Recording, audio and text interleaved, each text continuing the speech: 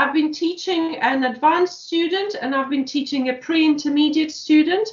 And with the advanced student, what has worked really well is sort of flipped learning. So I normally give her something to watch. So maybe like a clip from the internet or a TED talk or BBC Panorama program. She watches that in her own time. And then in class, we talk about it, share ideas, discuss some of the issues from the programs, and then she normally writes.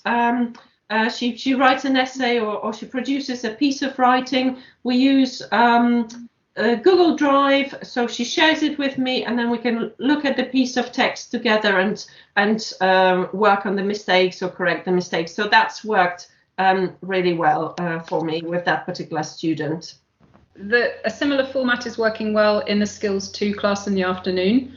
And it allows for a lot of vocabulary to come up and be kind of discussed in what is a slightly different way to the morning. So it feels a bit more free for the students to pick out what's going to be useful or relevant to them.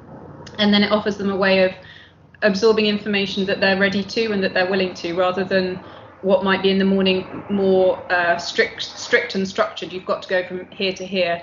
We're allowing the afternoon to feel a bit more flexible, and that can allow useful discussions and vocabulary learning to go in different ways.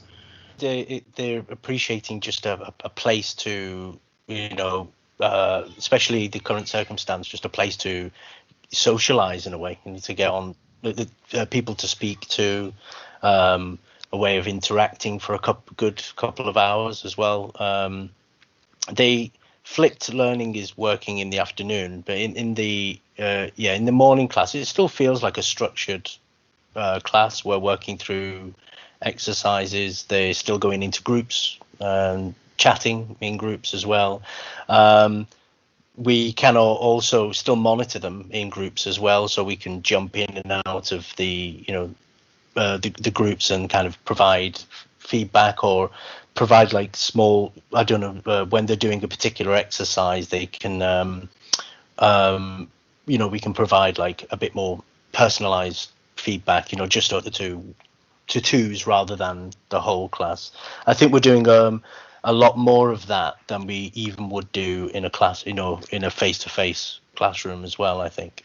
And I think the other thing that the students really are just so happy to have and enjoy is these small group interactions. So they might get a simple instruction from the main room, but because at the moment some of us are dealing with 11 or 12 students in a room, what they get the most out of is going into breakout groups and then having somebody pop in and just share ideas with them, correct something if they can in the chat. For me, I'm teaching IELTS, so in a way it's been less of a difficulty, because some aspects of the IELTS course aren't that communicative. But it has made my life easier in some respects, and it has made the students' lives easier too. It's much easier to stratify lessons. It's much easier to give harder and more extensive extra activities to the fast finishers. And because we're able to pop into breakout rooms, and as the other teachers have mentioned, you really get that ability to tailor everything to the needs of the student. And because we're in virtual time, everybody's able to reflect and recess and set goals. It's much easier to keep records of work and easier to establish feedback. The documents that we're able to upload have been great.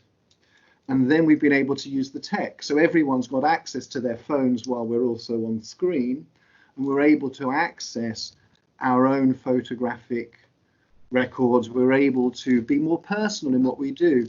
We've been using Padlet. It's an extraordinary sort of space where we're able to upload written work, spoken work, video. We're able to have chats. We're able to invite others to comment.